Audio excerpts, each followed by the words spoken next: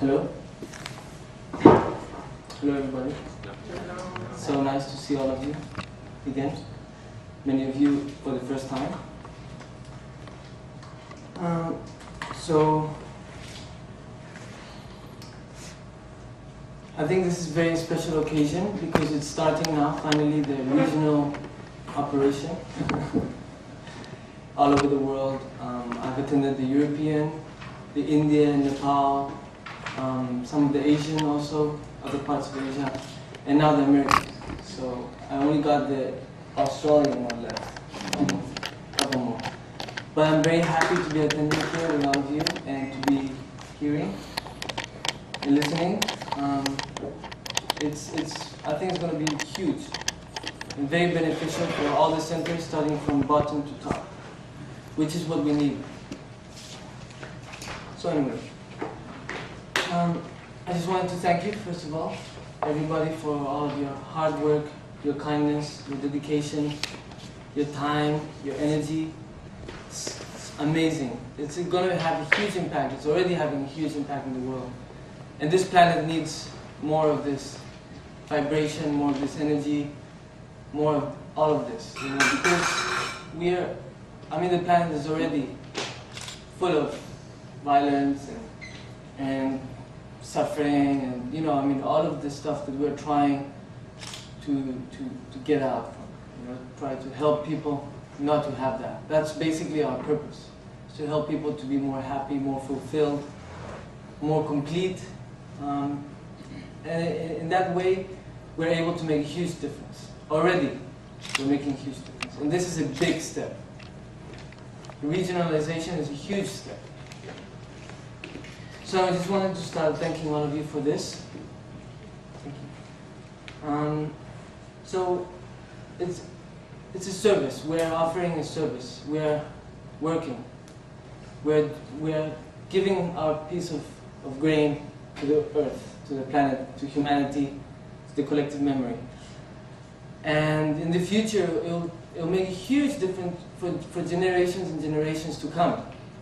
So even sometimes if you get frustrated, if you think it's not going as you think it should be going, just give it some time. Just breathe, relax, and don't think so much about the future, but think about now, and then the future will slowly come in place.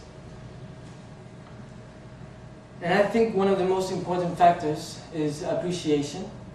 And this is something, for me, it's very, very important. Appreciation for all of you, and all of you appreciation for everybody that's working in the centers, and so forth. And this is the last board meeting we had. Appreciation was the key topic. The key topic we're talking about. So I think it would be very important also for the regionalizations to actually also have that issue about the appreciation towards everybody throughout the whole time, from the very beginning to the present and the future. And so many people have given so much. Many people are volunteers who have families, and you have extra job also. Full-time job. So that's huge. Personally, if I had to do that, I would be so stressed. I'll be very frustrated, and it would be really hard for me to practice Dharma. But that's also one of the things, that this is also an opportunity to practice Dharma. Even though it can be very stressful, so in a way it's counter-effective. But in another way, if you know how to use that, turn it around, it can be very beneficial. So it's also the way we see it. But at the same time, I'm also working very hard to slowly be able to change that. Because I believe if we can actually offer full-time paid jobs inside the community of FPMT, people will be much less stressed, will have more time to practice Dharma, and I think also the community will be more relaxed in some sense.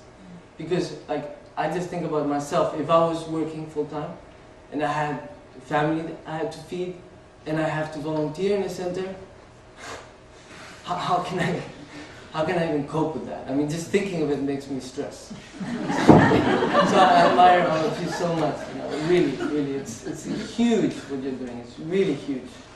It's like, I mean, what do you call that? Colossal. It's superhuman. So already it's like amazing, amazing. But yeah, we're trying to work in a way so that we can actually create some kind of business or some kind of way so that FPMT can actually create that possibility for all of you. So I think also one of the key factors is the inspiration.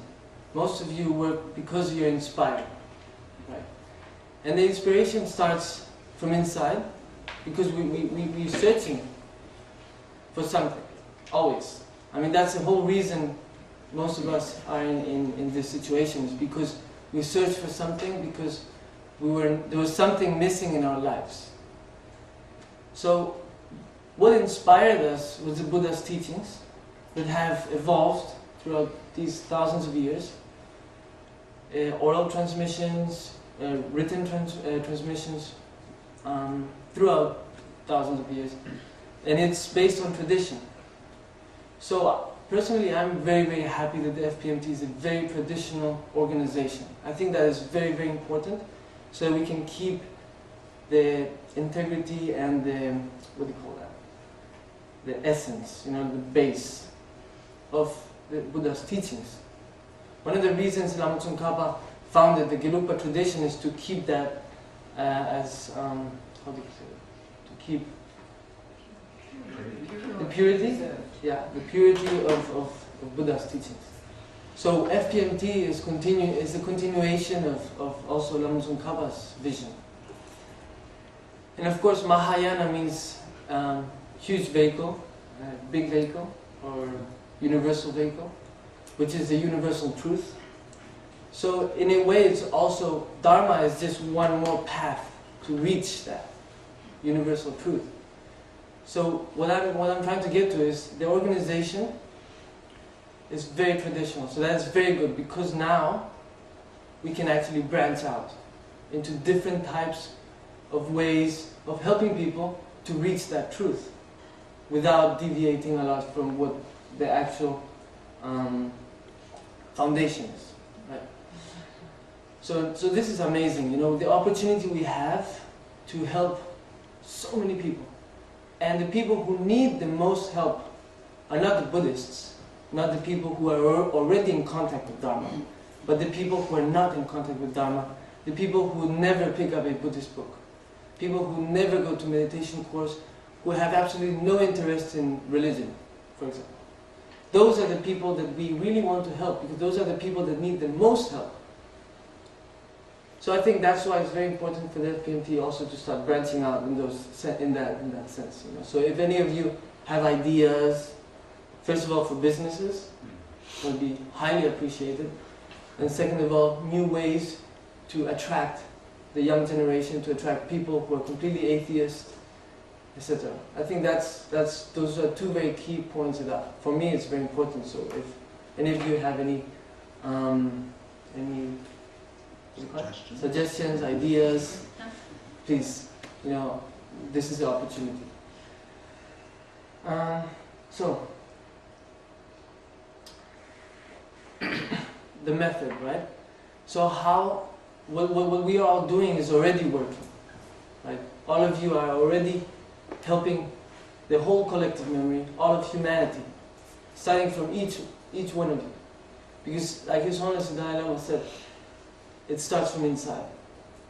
Each of us, we give from inside, and then it slowly expands. It's like the ripple effect.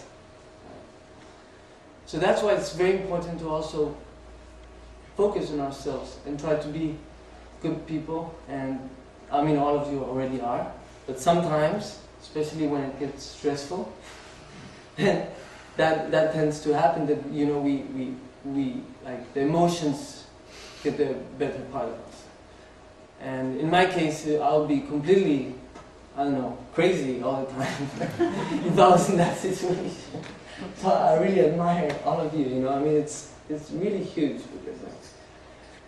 So in a way, the practice of Dharma is not just picking up a book and reading, going to initiations, taking teachings, and doing retreat. It's also an everyday life. Actually, the biggest practice of Dharma is everyday life. That is the main practice of Dharma. So right now, all of you have that opportunity, to put that in practice. The other stuff is all secondary, We are here, we are alive, we have this body, we interact with people. And the whole point of this whole organization is to help people. So we have to start with ourselves and then with the people nearest us, right? Family, community. So I think that is very important, to have very harmonious community. And how do we do that? Is by thinking that way. By respecting ourselves, respecting other people, being open to ideas, being open to criticism also, which is a key factor for a good leadership. If you're not open to your mistakes, when people point them out to you, then people will stop pointing out the mistakes, and then we lose the opportunity to learn more. Because that's what we are here for. We were here to advance, to evolve, to become better people. And this is the perfect opportunity. How many people are there that will never even have the opportunity, and maybe they don't even have a job, they don't have a home, they don't have a family, and even for them, it's so hard to really put that in practice because they don't have the what do you call it, the support.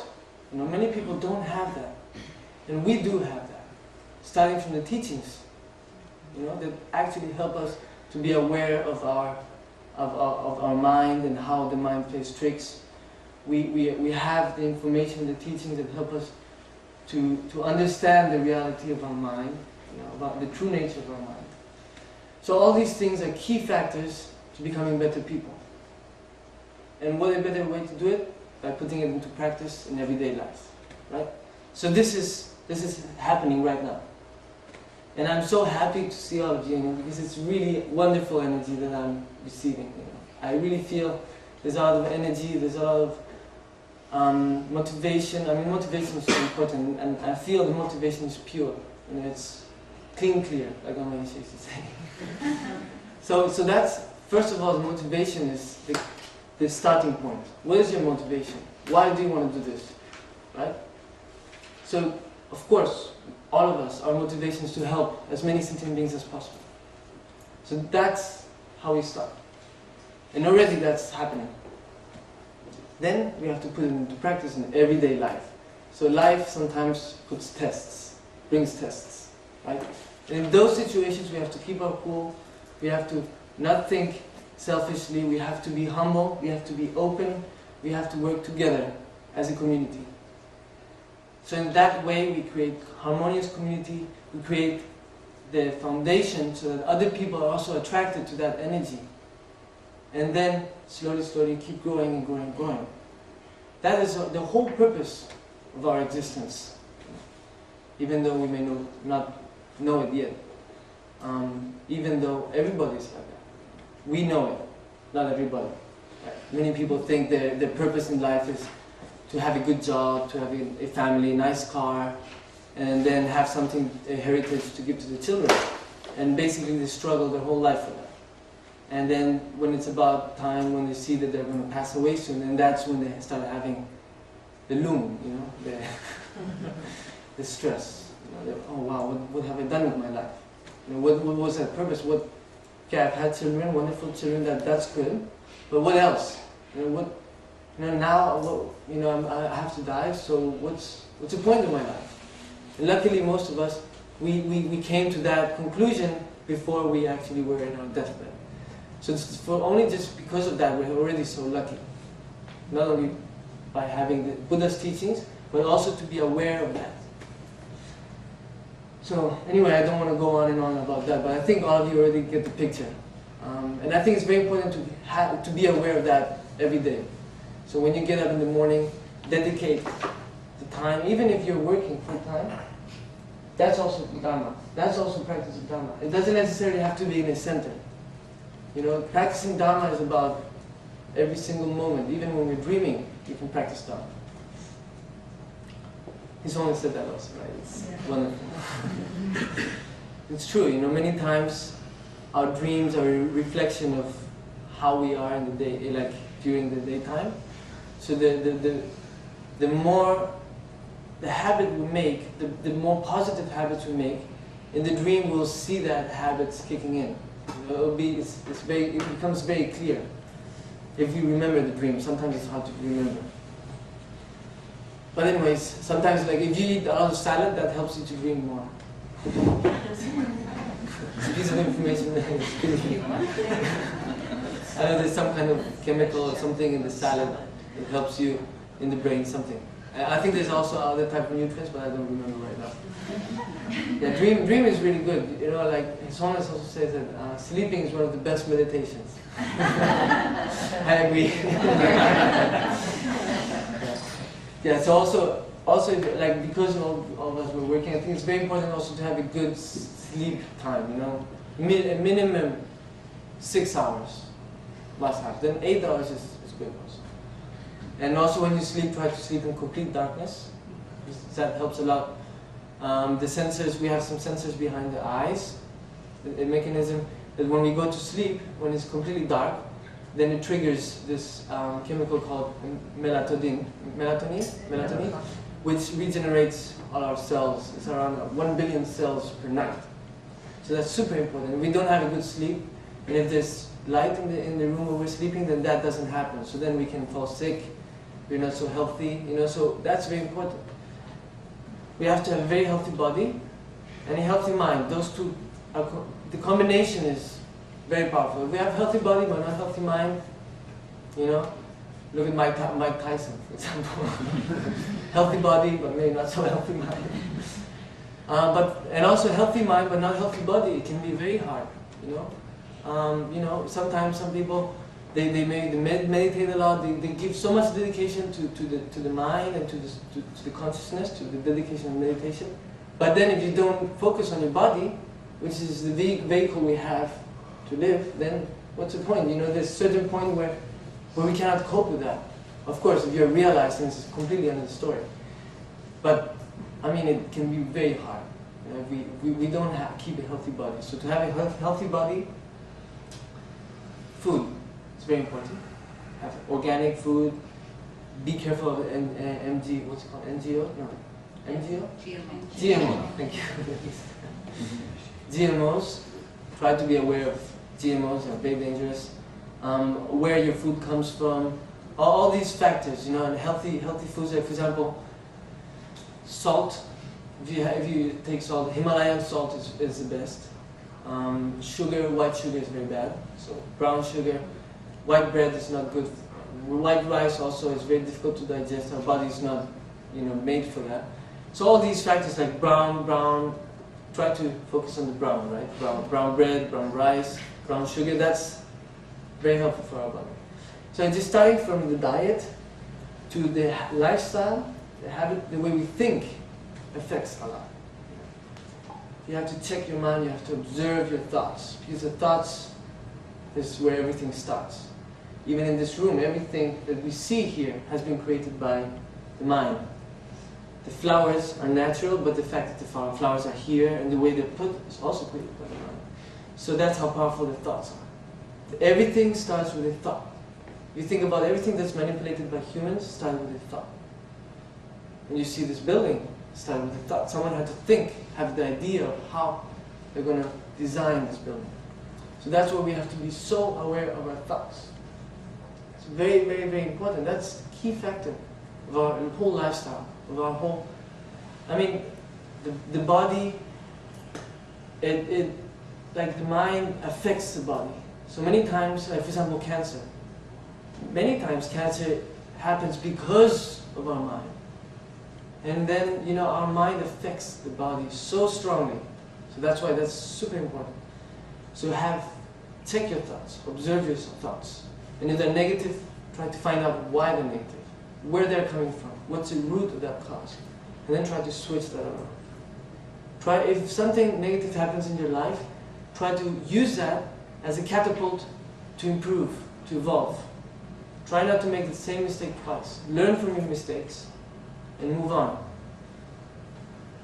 That's super important also, because many times something bad happens and then we fall apart. We're like, oh God, you know, like, oh, it's terrible, this happened, oh my God, now I can't continue. So what's the point of that? It's not benefiting anybody. So, okay, this bad thing happened, it's terrible, but I'm going to use this as a way to learn from, something to become stronger, something so that I can help other people also overcome their problems because I've been through that. Using that positive way of thinking will help us to evolve even faster. And that's Dharma. That is, all of this is Dharma. So anyway, so this is our mission, is to help other people to be able to do that also. And that's so important. This earth is a school. We're here to learn. That's our whole purpose. To improve, to learn, to evolve, and to help other people do that too, in a healthy way. Well, one of the reasons sometimes why there's so much negativity on the planet and in humanity, I think, is because people overvalue negativity so much more than positiveness. You know, if something bad happens, oh, it's like huge. Something good happens, like, okay, that's normal, you know, whatever. I mean, that's not a good way of seeing things, you know. It's so important. If bad things happen, try to not make a big deal of it. Good things happen, make it as big as possible. The more you do that, the more positive everything will be. And each of us affect the collective memory so much. Even if you don't realize it, we do. So in that way, we are already putting our piece of grain for the whole of humanity. Even though if we don't work actively in a community or in a center, just by doing that with ourselves, we're already helping so much. So anyway, I'm just talking, blah, blah.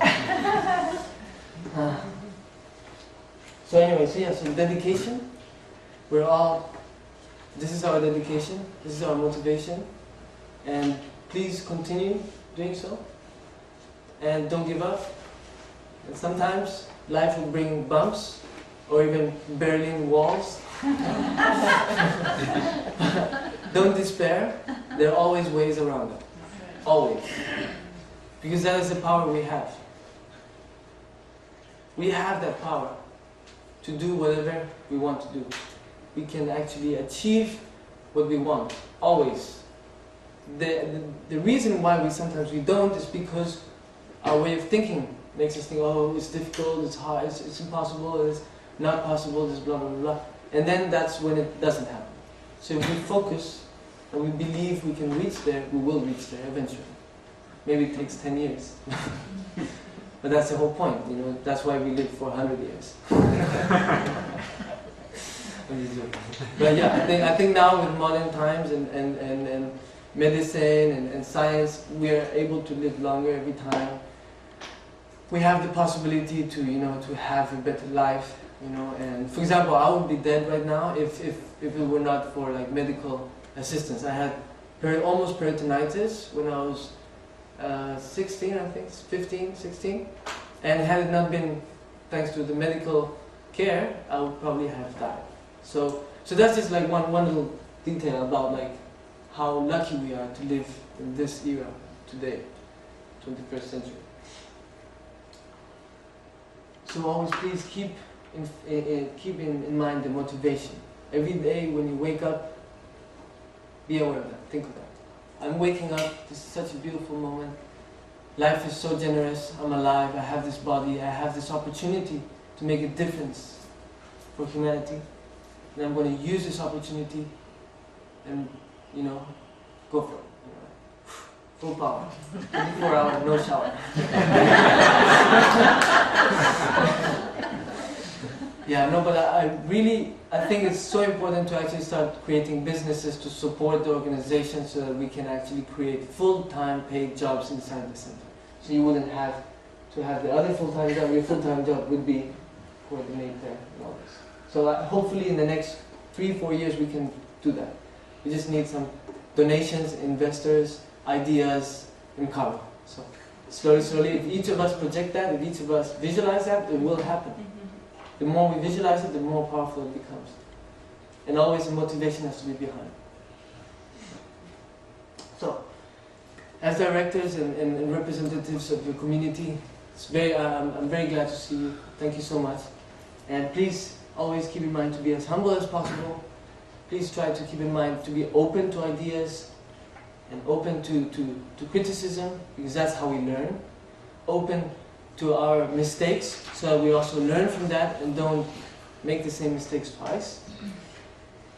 And also have consideration for each person. Even though some people may do things that we don't agree with, try to understand why they're doing it, where they come from, because each of us is completely different. We all have completely different histories. It's like a book. Each of us is a book. Right? So I mean, we can't be the same person. It's impossible. It's like going to the sea and looking at all the grains of sand. You can see each grain of sand is that one. There's not another one like that. So each of us is completely unique. So you can never generalize and say, okay, that person's vision is completely wrong because I see it this way. Okay, you can see it that way, but that person also has a certain vision that's based on their reality and their experience. So always be open to that and try to understand how that works. And then if you have a good discussion and you have good communication, then whoever is wrong will actually accept that and be open to that and recognize, and then that way we can also work all together, you know. And not so that's very important, to be open and to always have consideration for the people next to us. In the community, that way the community can really thrive and become very harmonious, and that will attract more people. Because people need that, people need love, people need harmony, and there's already so much suffering and chaos and all this stuff going on that, you know, that's what we need. People need that. So, yeah, so anyways. So, I think I've covered almost everything. Yeah, so I just wanted to maybe give some ideas. I was thinking maybe because, like for example, for the coordinator, you have a really hard time sometimes, like you can only give 3 hours per week. So I was thinking maybe if the coordinators could start delegating, you know, you could choose the people who can delegate for you. 1 person, 2 people, as much as you need. So that in that way, you know, we can really work in a more healthy way, in a more, what do you call it? Like collaborative way, more, yeah, so that it's not all the pressure on 1 person, you know, and all the responsibility on 1 person, so that like people can actually work together in that sense. I don't know, is this just an idea? So, you know, I'm just giving some thoughts. But I think it will be helpful for you and for the other coordinators also. And then also I had another thought was, for example, in the boards, in the centers, I think the director should always be involved in the board meetings, but this is also just a suggestion. Maybe the directors should not be allowed to vote. You know, so they will be active and they will be there, but maybe they wouldn't be able to vote. But this is just an idea, so I'm not sure if it can work out or not. Just a thought. So anyway, so that's it. And please, if you have any questions, please feel free. Thank you. Why did you think the director should not have a vote? Right. Because sometimes it can be difficult for the board to actually make decisions if the director is taking votes also, because sometimes I believe the directors sometimes, like, I mean, it's my way of thinking, so it doesn't necessarily have to be the way it is, because I don't really have so much experience in centers. But I think if 1 person has too much power, then it's difficult for them to make always the right decisions. You know, so it's good to have a team that can actually support them and make those decisions for them. Because if there is harmony and everybody's working together and they agree upon it, whatever the director's thought and decisions are, will be what the board agrees. Does that make sense? Yes. Yes. My question is about the relationship of His Holiness the Dalai Lama with the organization. He is considered to be one of our teachers, and the way he identifies the practice and teachings that he's giving is as the Nalanda tradition, making it bigger than the Gelu tradition. So there's this kind of like something bigger and then something specific and then maybe something more universal. And so I wonder how the way His Holiness is presenting himself and his tradition influences what we're trying to do. Should we be following in suit? We are following in suit. What do you mean? I mean, we are a Buddhist, religious, very traditional organization. Is that what you mean? Well, we've been saying, we're preserving Lama Tsongkhapa's tradition, whereas His Holiness is making it more broad and going back to the Nalanda tradition, Exactly. all kind of But I mean, Lama renamed. Tsongkhapa's tradition is based on that. Yes. So, okay. so we're just creating a foundation so we can branch out into all of those things. But it's very important to have a foundation in order to do that. If you're going to build a house, you have to have very deep foundations, otherwise the whole building will crumble. So we have to have a foundation, and Lama Yeshe chose that, and Lama Zopa has really supported that also. And though they are our guidance, and His Holiness is the supreme guidance. So that is why we want to start branching out. Because I think that's very important today, to reach as many people as possible, and not just a certain area. Does that answer? Okay.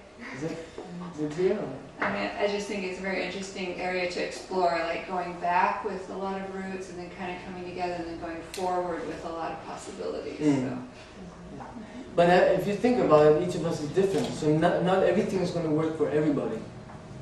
So that's kind of what we're going to try to do now. It's like tradition and the way it's been, it has worked for many people, but now we have to find more ways to help even more people. But we have the foundation, we have, the base. It's already here, this is it. Osel, Yes. could you expand a little bit on what you mean by branching out? Do you mean expanding in a secular way? Could you just expand on branching out? What do you mean by secular? Secular meaning articulating. Non-religious? Yes, articulating based Well, on Buddhist values, yeah. but not in a religious Exactly. vocabulary. Taking the essence of the Buddha's teachings and the training that is offered, but using it without the name of religion, without the name of Buddhism. Like, for example, movies. We could create a production company, for example, that makes movies based on that, without the name. So maybe we can have an action thriller film, like The Matrix, right? Yeah. But based on this concept. Like, for example, Into the Wild. Have you seen that movie? Into the Wild? I highly recommend it, because it's based on a true life story. But for example, for me, when I watch movies like those, when I come out of the movie, my whole vision of life has changed. Like, I'm like, wow, I'm seeing things differently, even with Matrix. I'm like, wow, is this real? Is it not real? I'm like, wow, not like that. Sometimes when I listen to teachings, that doesn't happen so much. Because in the movie, you get so absorbed, you become the protagonist. You identify with that person, you're like completely in it. So when the movie finishes, you're still in it, and if the movie actually touches those very key issues about, about understanding our own nature, being in control of our destructive emotions, being more empathic, and all of those situations, and how, for example, negative thoughts can affect the whole community. Criticizing people actually harms ourselves. We can actually put that in a story, and that can actually inspire people to be better people, even though they're not Buddhist or don't even have any idea what Dharma is. So that's just one idea, production company. Or schools, like universal education. It's already happening, but my thought was to build schools like that in Africa, in India, in South America, where the people need the most help, where the kids do not have that opportunity to really, get that information and receive that type of understanding and that type of habit, Because if you do it at an early age, then the easier it is for them to be that. So these are just ideas, but that's what I kind of mean when I talk about branching out. I've got in terms of developing There's business. got an audio recording of the question too. Thank you. So in terms of developing business, there's a possibility with branching out to also make this an income generating process. Particularly, I'm speaking from Lama Yeshe Lane, where we have a very large component, a larger than traditional component is a universal education, UECW. And it's not really yet implemented, but the vision is, and I can see it happening within several years, corporate training. I Yes. think there's other examples with what Karuna Ketan is doing. What Yeah, potential project is another one, using the 16 guidelines in corporate setting, having some kind of corporate institute that facilitates that and takes part of the revenue for that funnels into the organization that way.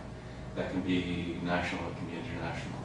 Education is another area where 16 guidelines is actually now being done, having some kind of corporate entity that facilitates that and takes a percentage of the revenue. That's certainly very, very practical, very doable. Yeah, I agree with you. I'm not sure if the corporate training will be like will have lots of income, because many corporations are not very interested in that. And right now with the crisis and all that, it's kind of complicated. But of course, I think it's a really good idea. But we need something more, even bigger than that. Something that we really bring in like millions and millions and millions. Like, and then we can even transform that. That we can actually purify even people's karma through that. For example, some people may say, "Oh, business is not Buddhist-like. We don't like, it's not Dharma or something like that." But I think by creating a business that supports the organization, we are actually purifying people's karma. And that already is helping those people in a very indirect way. First, I'd just like to take the opportunity on behalf of so many friends I know to thank you for being your authentic person and having the courage to step out and do that and take the time to become that. Because what I have learned and what I see in you is that when we're coming from who we really are, then we allow other people to do that, and that's kind of like the greatest gift you can give to someone in becoming happy, is to have the courage to be who you are, and I just really want to appreciate that you have that.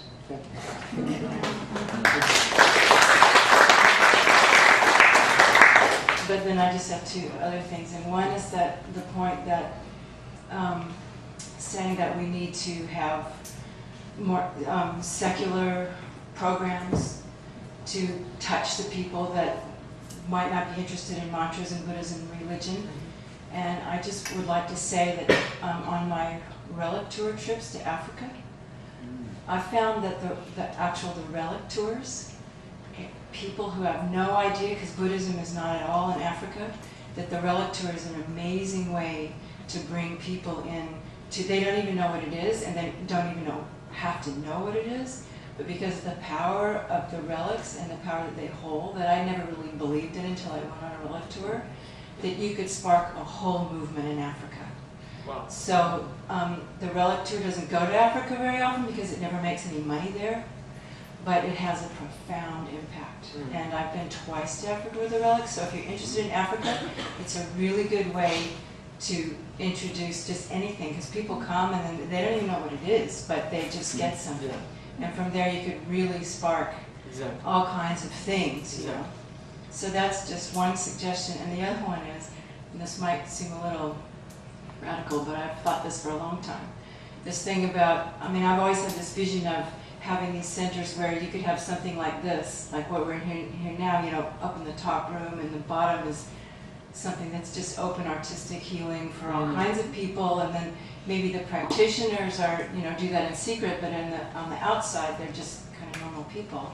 But because of the inner light of the Buddha, this is what I've seen in my own life, it just attracts people, because you're just a good person. They want to know, why are you a good person, So, but then Lama Yeshe, years ago, what I understand, bought Land of Medicine Buddha to be that place, that secular place for universal education that wasn't necessarily wasn't a Buddhist center, but it was a place where Lama was going to have his whatever, starting with Pam's school, but it was also going to be a place for adults and all kinds of really interesting things that had a Buddhist flavor but no Buddhism.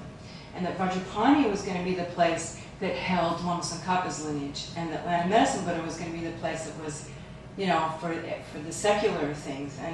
And I would just like to put it out there that maybe we could consider that again, because, you know, in the past when Rinpoche comes back, you know, he gets to have his things back, you know, and Land and Medicine Buddha was Lama's project to do his secular activity. And maybe somewhere down the line we could think about something like that. And I know that doesn't, you know, it doesn't mean you guys will have to leave or anything, you couldn't do your Buddha stuff, but I think it's a really, you know, it's just an idea that I'd like to put out there, you know, that maybe in the future, you know, when Osel's ideas are a little more developed, you know, that we could have that be that place for his for Osel's platform. Yeah. It's just an idea. Touching on that, actually I did have an idea, is to have, maybe many of you have already heard about it because it's mentioned in the letter I wrote, but it's to create these communities, eco-villages or eco-lodge, parallel to the centers, starting with like the centers that are in the countryside, like for example Land and Medicine Buddha, Vajrayogini, Lama Tsongkhapa Institute in Italy, centers like that, Tenresi Gompa, that are out in the countryside. So to create like an eco-lodge, not in the area of the center but like nearby, where it has nothing to do with religion or anything. It's a place where people go to heal, where people go to become more healthy. So for example, eco village would be like basically eco domes, completely blended into nature. All the material is completely natural stuff. Then the food would be grown there using permaculture, and the cooks would be professional cooks who would cook vegetarian food, organic, vegan food. Nick? Vegan food. You know, so then, and then at the same time, people, of course, people would have to pay a good amount of money because that's the whole point of it. And maybe we'll... Oh God. Yeah. Maybe I'm contradicting myself? No. Yeah. Maybe.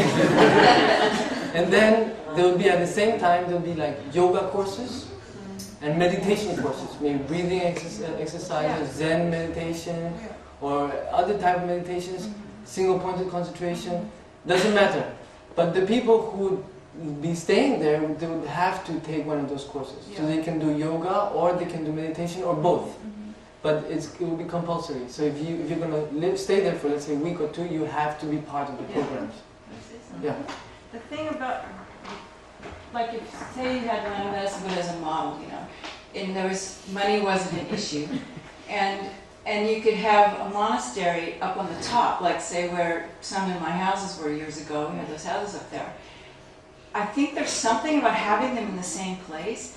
The people down there, the eco-village people, don't even have to know about the monastery, or the you know, or even if they do, there's enough interest now in Buddhism that you could have it in the same place, because the energy of the practice of the pure, especially Lama Tsongkhapa's practices, then when the people come to do yoga and whatever they come to do, they get affected by it. You mean in the same area? Yeah, well no, it doesn't have to be visible, but Land and Medicine... You mean the same space? In the same, on the same but property. But then it will have to be an eco dome. Well, okay, it could be an because eco dome. We want to also have an impact on well, that's actually what we're doing. On the environment. Yeah, well, that's what we're doing at Land Combining. The whole thing is going. We have our next project is a permaculture garden. Ooh, nice. Yeah. So that, and we have a Kickstarter program, by the way, to raise money for it. If you know what Kickstarter is, but that's online now. Kickstarter for permaculture garden. But just the idea is that I'm just trying to say is we don't need to separate them. Okay. Because, I mean, what in the public eye they need to be separated because we don't want to turn people off by our strange clothes and stuff. But in terms of the actual place, if there's just something about the power of the practices that people don't have to even know what they are, but they feel them. You know, they are touched by the vibration of them. And so if it's a big enough property, you know, you can have the Buddhist part on one side of the property, and you can have the entry level experiential place where people can have the experience of their authentic, you know, happy, healthy body, you know, and happy mind. But I just think that there's something about the power of our tradition that speaks to people like who you are now. You know, I mean, you have that inside of you, you know, and you don't manifest it on the outside, but it's certainly there. Really? Yeah, yeah, for sure. I don't know. Maybe you don't know me well enough. It doesn't matter. The people who come won't know you very well either, you know. So I'm just saying that.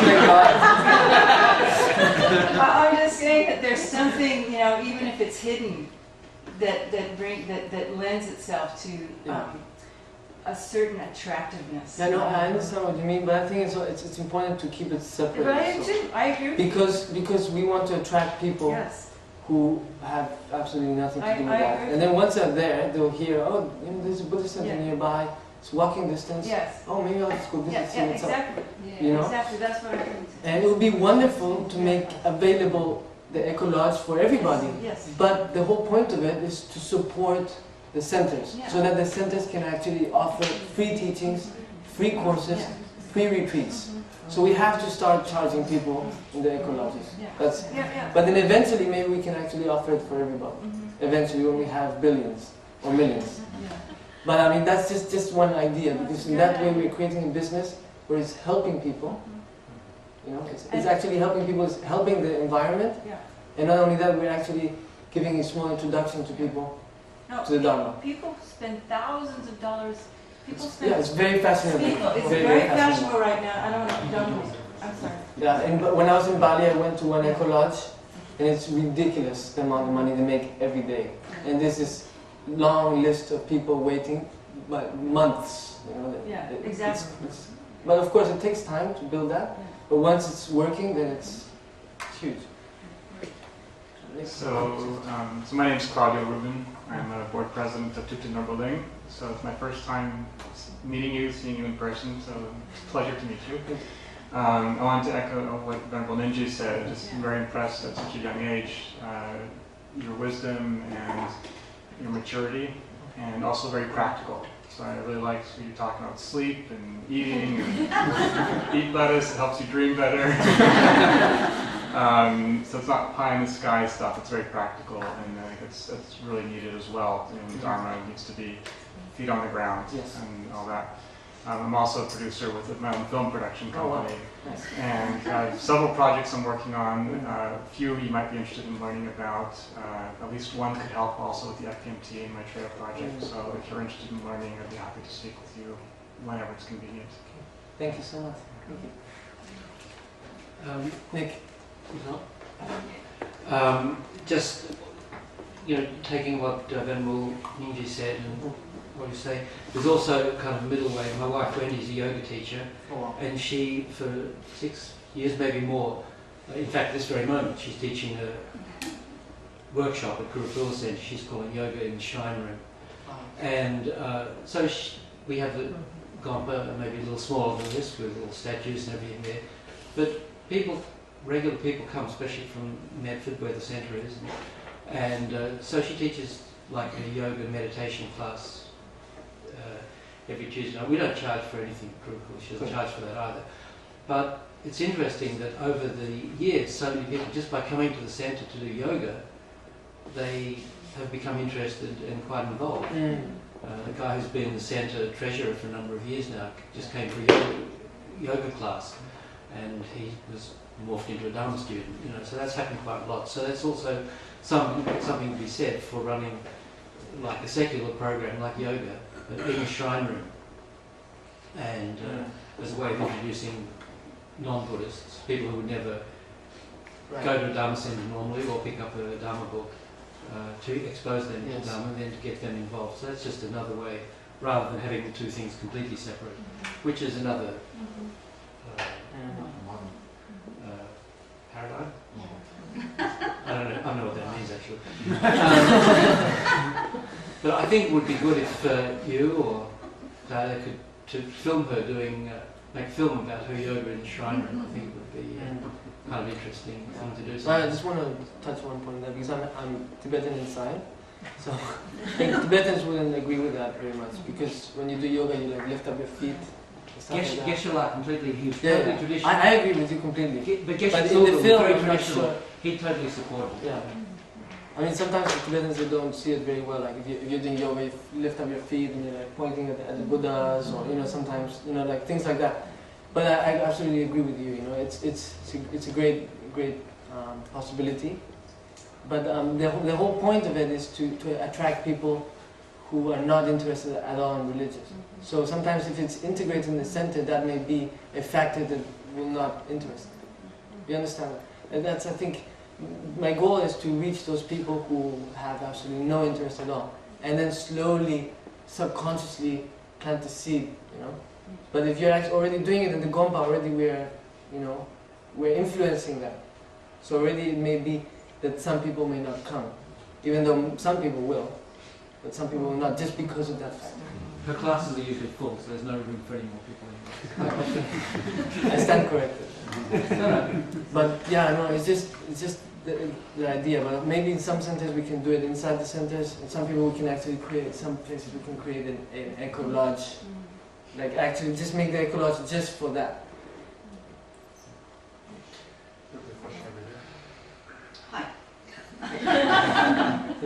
So, so I wanted to speak to, I feel a bit defensive, but I just want to say that on behalf of myself and the former directors and staff of Land of Medicine Buddha, that Lama Zopa has been guiding us since Rinpoche, since Lama Yeshe passed. So it's not like we're coming up with our own idea of what to do at the center, so I want to make sure everybody knows that. And when I was very new as a director, I met with Lama Zopa, and there is this debate. So to answer also, one of your wishes is that the staff at our centers are full-time paid. LMB achieves that. It achieved that before I was the director. We still continue to do that. We offer health and dental insurance to our staff. We also, what I've been able to achieve since I've been there is that people can now choose whether to live at the center or not and still work. So it used to be you got paid, but you had to stay there, so your pay was very low. So we've been able to up the pay enough that people can choose to live at the center or live off the center. And we have more staff now that don't live at the center, which gives them a little space. Gives them some space. I'm one of those people, and Sally before me was one of those people. So I wanted to say that. I also wanted to say that we are at an environmental summit this weekend, and one of the first things I did at Land of Medicine Buddha was to go through the process to get our formal green certification. And it's part of what we do. And so one of the things I put on my card, it would be nice if we promoted at our centers more of that non-harming towards the planet, And then finally, Land of Medicine Buddha is only able to make this generous contribution to the region because we have all of these yoga groups that come to our center, and Reiki groups, and writing groups, and all of these types of groups. And I think I started this, but I didn't finish the point, which is that when I was new as a director, I asked Rinpoche, because there's this debate. Some people say, oh, it should be really purely Buddhist. And then some people, oh, it should be universal education. And what we try to do is have a range. And what Rinpoche said, it was so important for these non-Buddhists to come to the land.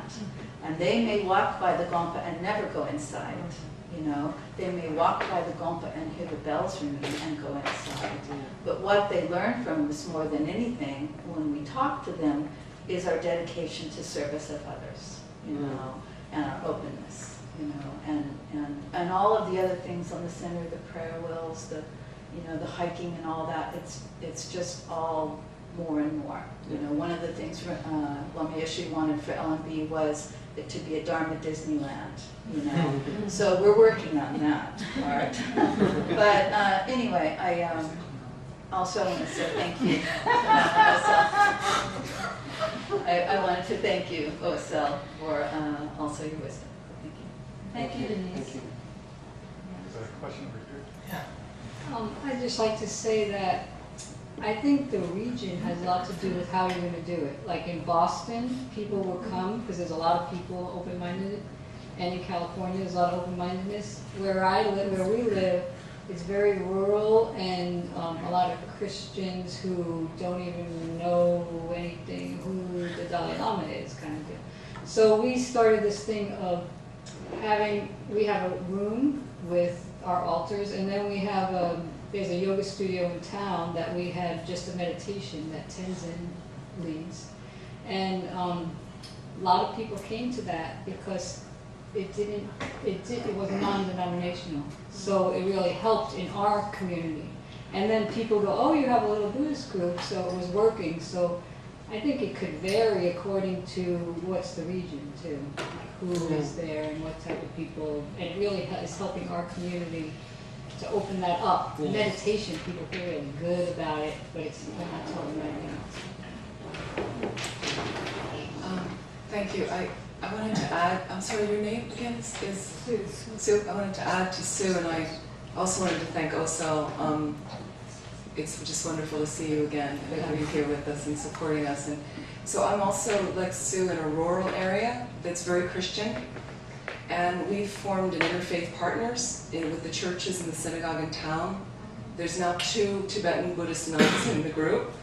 And so our Compassion Day is going to be combined with an interfaith service that celebrates Milarepa Festival Day at Milarepa Center. And so there are ways, because I find that what I've been doing is people just want to be happy.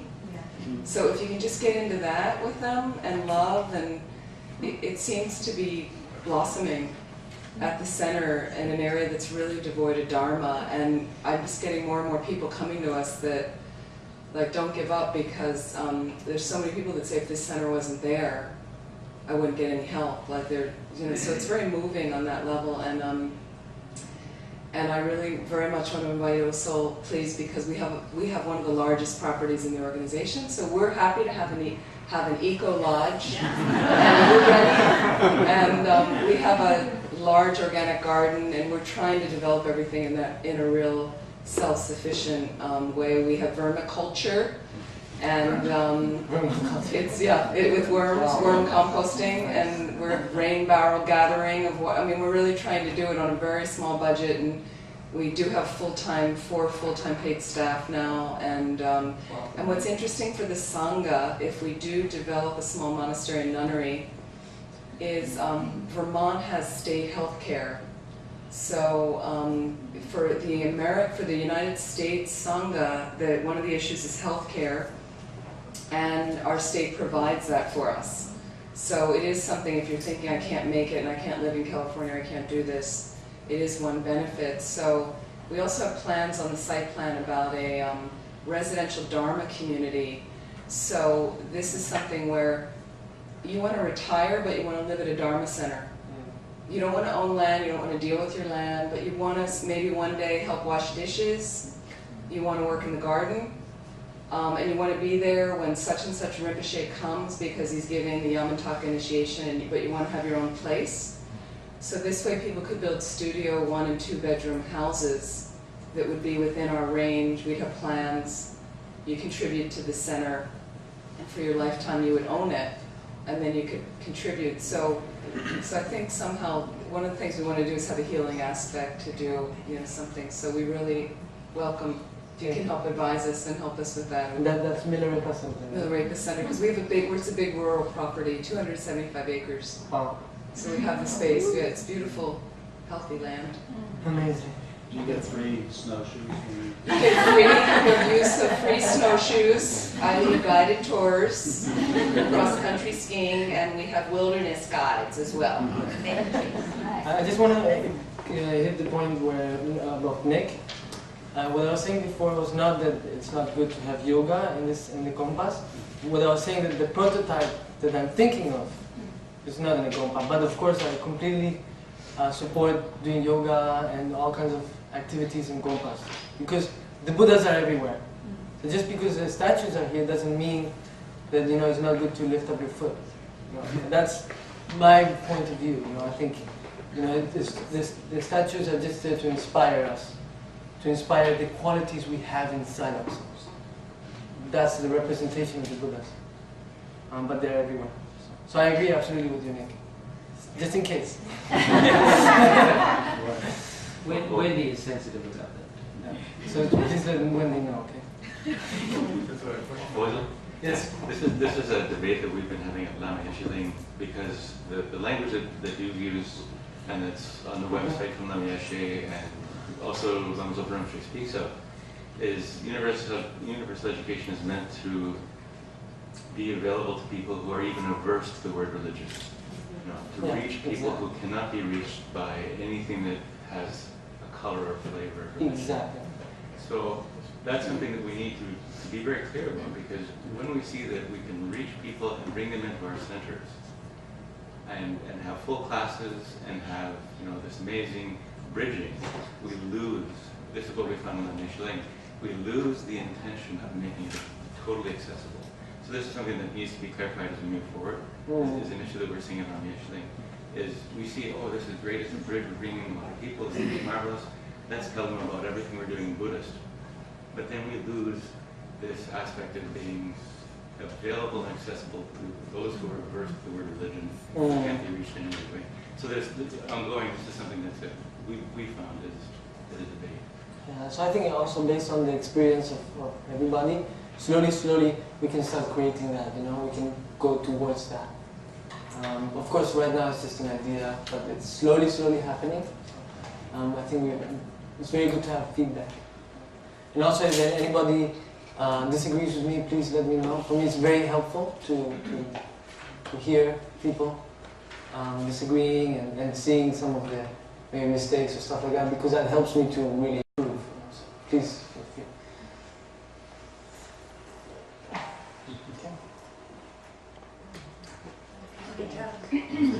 I've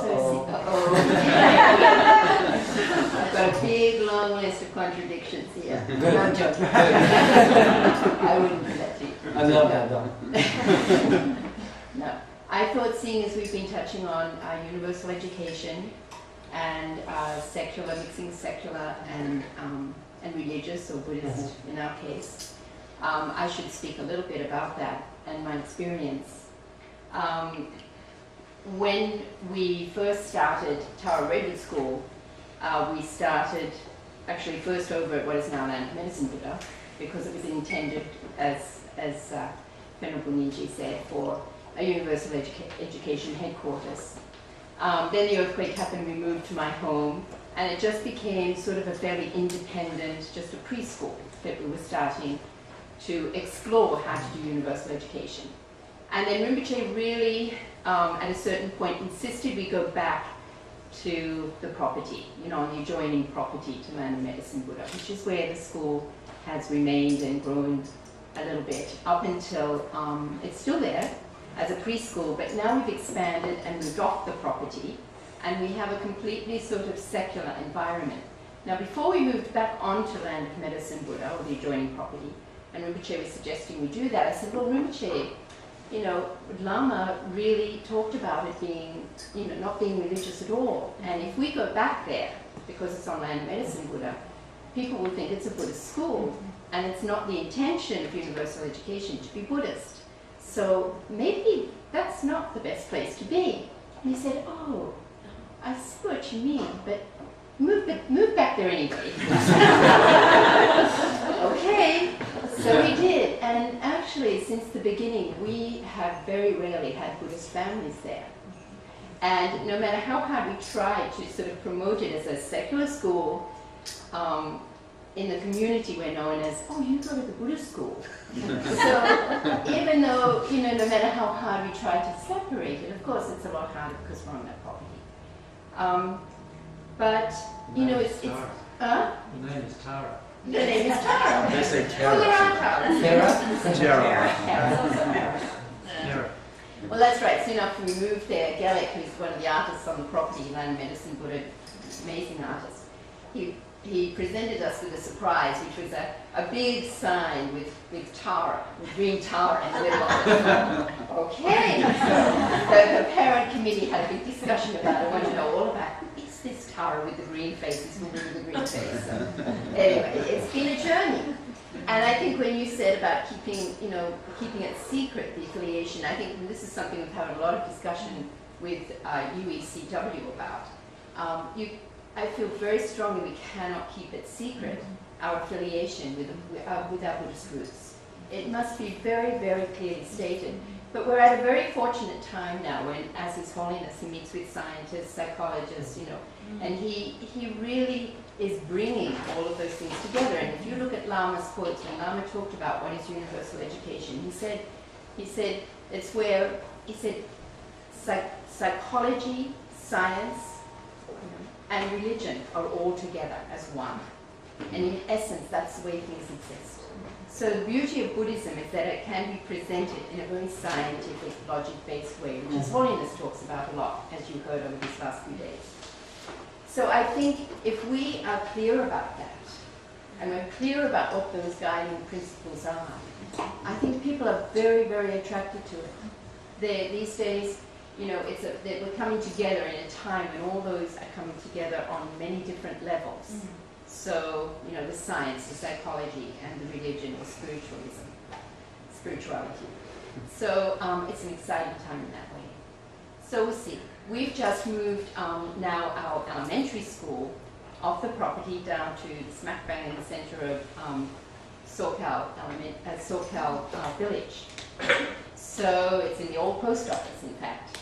And part of the idea was to create an environment, it's where the elementary school is, but to create an environment where we do connect. It's like an outreach center. But we'll have something like a universal education center, in fact, where we offer different kinds of programs, including programs, you know, maybe, you know, where we have Buddhist teaching sometimes. We'll have yoga programs, but it's not in a Dharma center. So it's a little experiment. We'll see how we go. But I have a feeling like people will still think of us as being a Buddhist school and a Buddhist center. But it's okay. It works. You know, people still are very interested. I think Buddhism is becoming quite mainstream now. It's fashionable. It is fashionable. You can see, I've seen in so many non-Buddhist people's houses like Buddhas, just because it's fashionable. Oh yes. They don't even know what it's about, but they have a Buddha there just because it's. That's right. It's fashionable. Yeah. So I think the most important thing is to have programs or present programs where we can talk about it in ordinary terms, in language that people can really understand, relate to.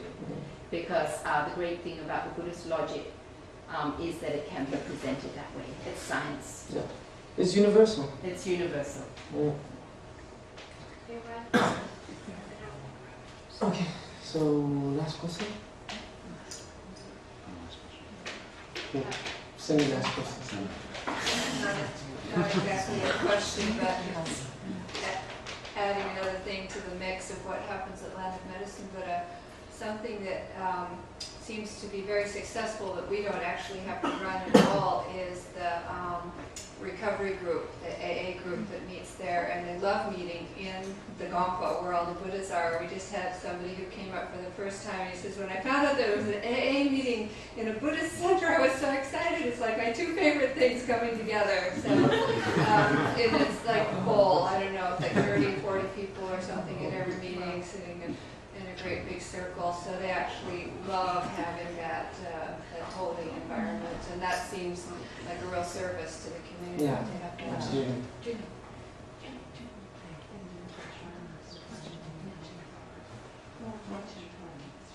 Tara Home. Okay, we're going to give a shout out to Tara Home. Nicole here is the case manager. Is that your correct titles now? Are you a director? I'm the director, Oh, you're a case director? manager when we do have a patient. Okay, so another service that happens on the same property as Land of Medicine, but it has its own directorship and everything, is a hospice Tara Home. So that's on the property. The Rhodes Scholar. Rhodes Scholar, I could go on and on, but It's a I'd be really talking. cool place. Yeah, twice a month it's the Elder Hostel Organization, and we have a staff member who just does that. It's called Rhodes Scholar Retreat. So we have people from all over the country that have never had any Buddhist background. They usually don't recognize the items in the buffet, all these strange food things. Okay, fantastic, thank you. Let's see if we can actually bring the mic down for Karina. Last question? Not a question. What is it? I have no question. All my questions were answered. I was waiting to the end because this one, on behalf of the FPMT, I really wanted to, the organization, all the students, to thank Osel for stepping into taking on the role of representing the organization with His Holiness during these last 3 days. It was a huge, huge milestone. I think due to Lonzo Rinpoche's unbelievable kindness to manifest that he didn't want to come, it allowed Osel to step into that role, and I know that you really appreciated it and enjoyed it. And just on a personal note, Osel had not had a lot of contact with His Holiness since 12 years. 12 years. So when His Holiness came to the office and to the Gompa here, Osel was outside with Yangtze Rinpoche to greet him. And Yangtze Rinpoche was reintroduced Osel, and His Holiness, I can understand it better, so, but he said, who? Who? He said, this is Lama Osel. I said, who? Lama Jesus Reincarnation, who? I said, oh, the Spanish boy. The big nose. So he always used to do it when I was younger. He used to grab my nose and say, oh, big nose. Sometimes in the middle of the teachings, in Sarah, in the middle of all the monks, he'd like point me out and say, the Spanish kid with the big nose. Then all my classmates would be teasing me for 2 weeks. Oh, big nose, big nose. And that was like blessing. I love that. I mean, it's so beautiful. Great, thank you.